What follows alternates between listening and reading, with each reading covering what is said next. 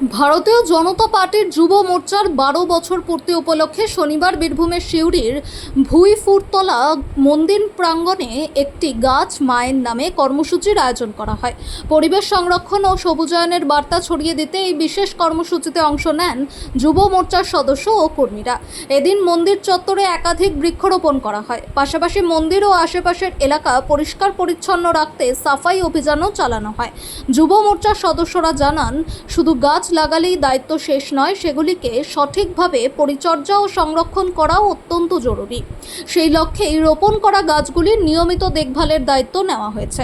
সংগঠনের পক্ষ থেকে জানানো হয়, পরিবেশের ভারসাম্য রক্ষা এবং ভবিষ্যৎ প্রজন্মের জন্য একটি সবুজ পৃথিবী গড়ে তুলতে বৃক্ষরোপণের বিকল্প নেই। তাই একটি গাছ মায়ের নামে কর্মসূচির মাধ্যমে সাধারণ মানুষকেও গাছ লাগানোর জন্য উৎসাহিত করা হচ্ছে।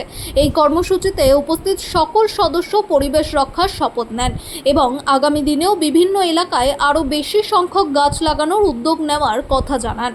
পাশাপাশি রোপণ করা গাছগুলির সুরক্ষা ও পরিচর্যার বিষয়েও বিশেষ গুরুত্ব দেওয়া হবে বলে জানান তারা।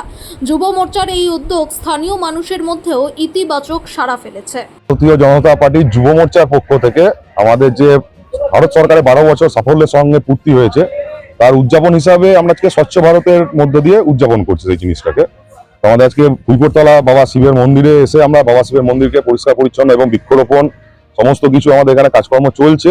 এবং এটা স্পেশালি আমাদের যে সাফল্যের সঙ্গে আমরা আজকে ভারত সরকার, বিজেপির ভারত সরকার 12 বছর পূর্তি হয়েছে, তার একটা বিভিন্ন প্রোগ্রামের মাধ্যমে এই জিনিসগুলো চলছে, যেরকম গাছ লাগানো বা বিভিন্ন জায়গাতে স্বচ্ছ ভারত অভিযান বা পরিবেশ সচেতনতা সাইকেল র্যালি, এরকম বিভিন্ন পরিবেশ সচেতনতামূলক কাজের মাধ্যমে আমরা 12 বছরটাকে পূর্ণ করছি, উদযাপন করছি। এবং তার জন্য আজকে আমরা সেই অংশ হিসাবেই সিউড়ির ভুঁইফুরতলা মন্দিরে এসে আমরা স্বচ্ছতা অভিযান করছি এবং আমাদের প্রশান্ত নেতৃত্বে, যুব মোর্চার নেতৃত্বে এই স্বচ্ছ অভিযান চলছে।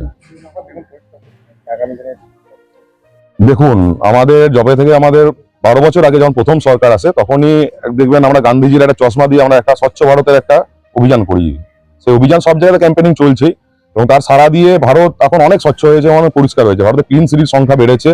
সেই অনুযায়ী এতদিন ওয়েস্ট বেঙ্গলে হয়তো এই প্রোগ্রামগুলো ছোট ছোট আকারে হয়ে আসছে, বিজেপির নেতৃত্বে হয়ে আসছে। এরপর থেকে এই সরকারের নেতৃত্বে এখানে এই প্রোগ্রামগুলো হবে এবং সরকার লক্ষ্য রাখবে যে স্বচ্ছতা বজায় থাকে গোটা ওয়েস্ট বেঙ্গলের। এবং শুধুমাত্র সামাজিক স্বচ্ছতা নয় বা আমাদের যেটা চোখে দেখা স্বচ্ছতা নয়, প্রশাসনিক স্বচ্ছতাও এর মধ্যে একটা অংশ।